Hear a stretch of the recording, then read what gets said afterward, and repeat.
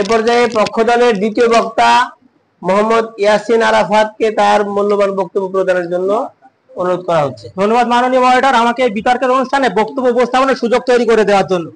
বিতর্কের বিষয় যখন নির্ধারণ করা হয় জলবায়ু পরিবর্তনে উন্নত রাষ্ট্র দায়ী এবং ভুক্তভোগী হচ্ছে উন্নয়নশীল রাষ্ট্র, যখন আমার বিজ্ঞ বন্ধুরার বিপক্ষে অবস্থান গ্রহণ করে তখন তা তাদের সুদূর প্রসারী দৃষ্টিভঙ্গি না থাকাকে নির্দেশ করে মাননীয় মডারেটর। তার বিপক্ষে আমি দলের দ্বিতীয় বক্তা হিসেবে জলবায়ু পরিবর্তনে উন্নত রাষ্ট্রতে দায়ী এবং ভুক্তভোগী হচ্ছে উন্নয়নশীল রাষ্ট্র তা পরিষ্কার করে দেব। আসা যাক প্রথমে যুক্তি খণ্ডনের মাধ্যমে।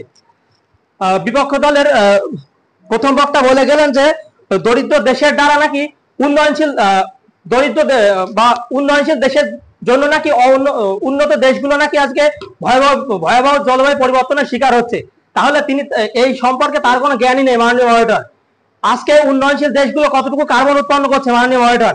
আজকে যখন কার্বন উৎপন্নকারী দেশের তালিকা প্রকাশ করা হয় জাতিসংঘ থেকে মাননীয় মডারেটর, তখন শীর্ষে থাকে সেই উন্নত দেশগুলোরই নাম মাননীয় মডারেটর। শীর্ষে থাকে সেই উন্নত দেশগুলোরই নাম।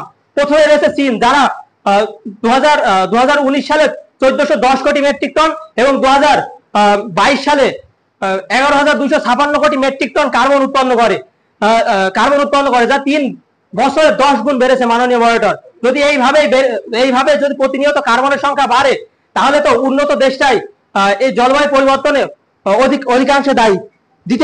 প্রথম বক্তা বলে গেলেন প্রতিপক্ষ দলের প্রথম বক্তা বললেন যে অপরিকল্পিত ব্যবস্থা।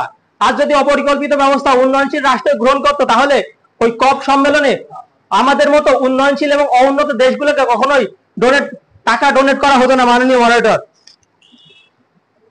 1995 সাল থেকে শুরু হওয়া কপ সম্মেলন এক, তাই ধারাবাহিকতায় 2020 সালে এসে কপ সম্মেলন 27 প্রতিপাদ্য বিষয় ছিল delivering for people and planet. কিন্তু মাননীয় মডারেটর উন্নত রাষ্ট্ররা আমাদেরকে কি ডেলিভারি করছে?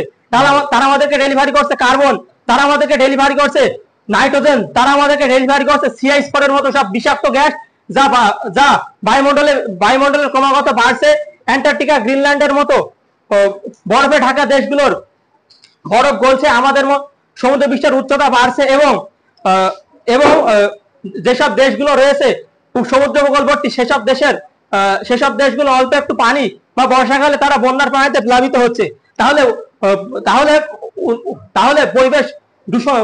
জলবায়ু পরিবর্তনে অগ্রগতিশীল ভূমিকা রাখা না সত্ত্বেও কেন উন্নয়নশীল দেশগুলোর ভুক্তভোগী হবে? আশা করি উত্তর দিয়ে যাবে বিজ্ঞ প্রতিপক্ষরা।